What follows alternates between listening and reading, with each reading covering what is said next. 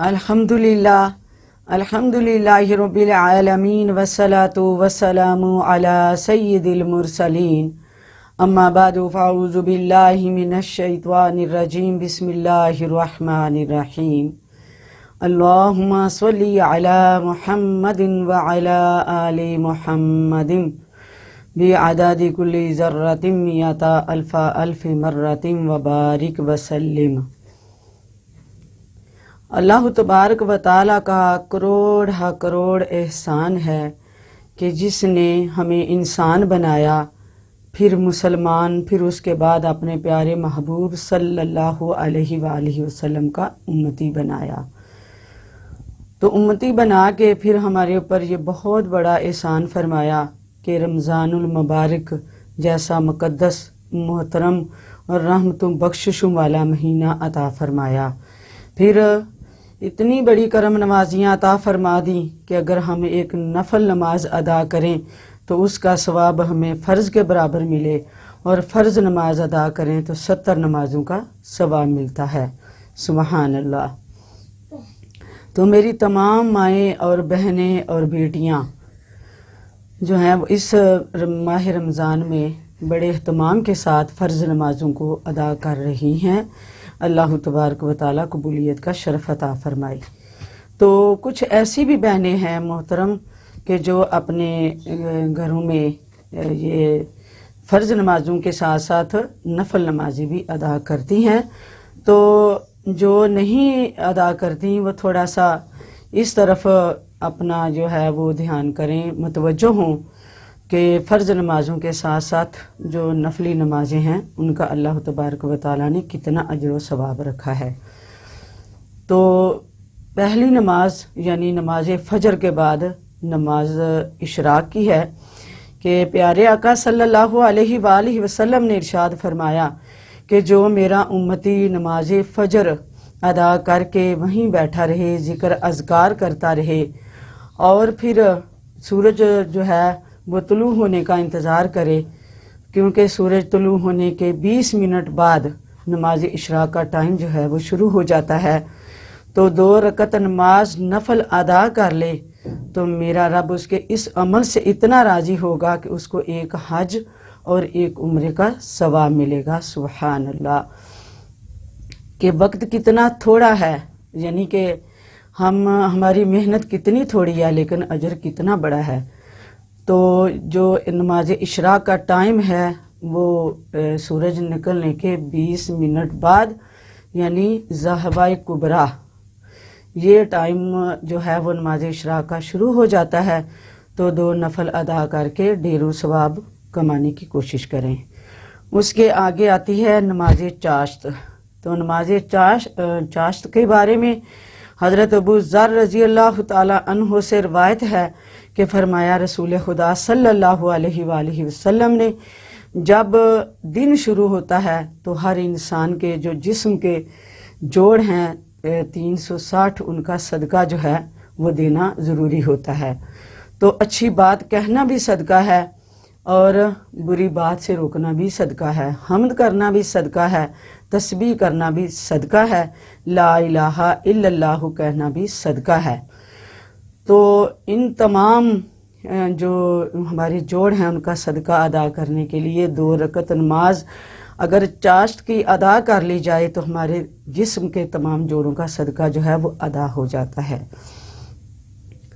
तो दूसरी हदीस में है प्यारे आका सल्लल्लाहु अलैहि वसल्लम ने इरशाद फरमाया कि जिसके घर में रोज़ी की तंगी हो, तंग दस्ती हो, तो वो नमाज चाश्त जो है उसका जो है एहतमाम किया करें, नमाज चाश्त पढ़ लिया करें तो मेरा रब उनकी रिज़्क़ रोज़ी में बरकतें अता फरमाएगा।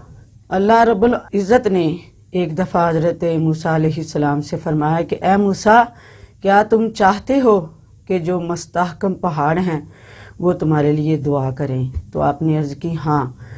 तो फिर अल्लाह अज़्ज़ा व जल ने फरमाया कि नमाज चाश्त जो है उसकी पाबंदी कर लो तो मेरे पहाड़ जो हैं तुम्हारे लिए दुआ किया करेंगे।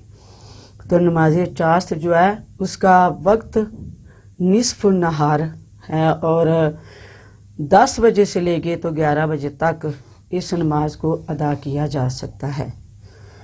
اس کے آگے آ جاتی ہے نماز اوابین، جو کہ مغرب کی نماز کے بعد ادا ہوتی ہے۔ مغرب کی نماز ادا کر کے اپنے مصلے پہ بیٹھی رہیں تو ذکر اذکار کر کے اس کے بعد اوابین کے 2 نفل ادا کر لیں تو اللہ تبارک و تعالیٰ کے حبیب صلی اللہ علیہ وآلہ وسلم نے ارشاد فرمایا میرا رب تمہیں جنت میں جگہ عطا فرمائے گا۔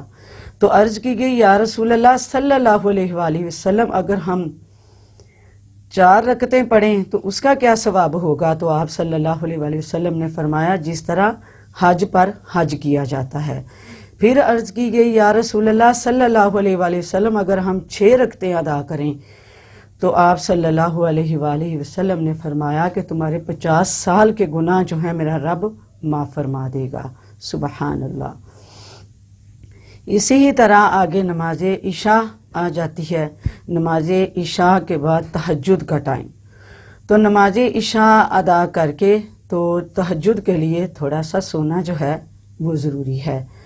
تو نماز تہجد پیارے آقا صلی اللہ علیہ وآلہ وسلم کی پیاری بیٹی اس نماز کو ادا کرنے کے لیے ساری رات قیام فرماتی، دن بھر کی نمازیں ادا فرماتی، لیکن رات کو جب آپ وضو فرما کے مصلے پہ کھڑے ہوتی تو ایک سجدہ بھی پورا نہ ہوتا تو رات ختم ہو جاتی۔ تو آپ عرض کرتی یا اللہ عز و جل اتنی چھوٹی راتیں کیوں بنائی ہیں کہ فاطمہ کا ایک سجدہ بھی پورا نہیں ہوتا، تیری رات ختم ہو جاتی ہے۔ مولا اتنی لمبی راتیں بنا تیرے محبوب کی پیاری بیٹی دل کھول کے تیرا نام تو لے سکے۔ سبحان اللہ۔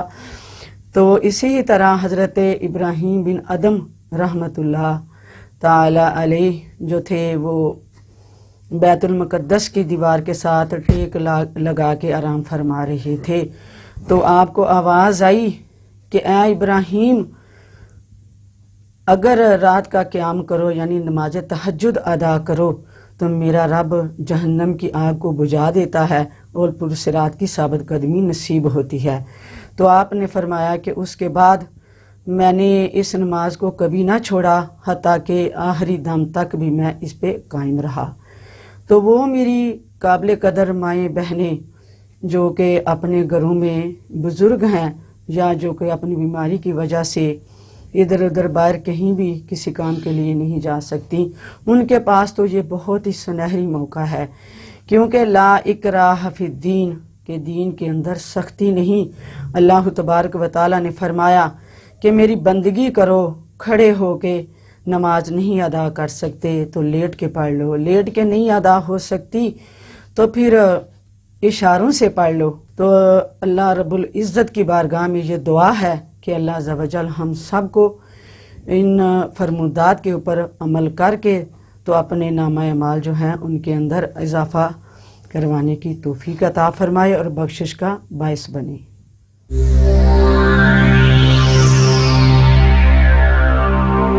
Shahi One Islamic Channel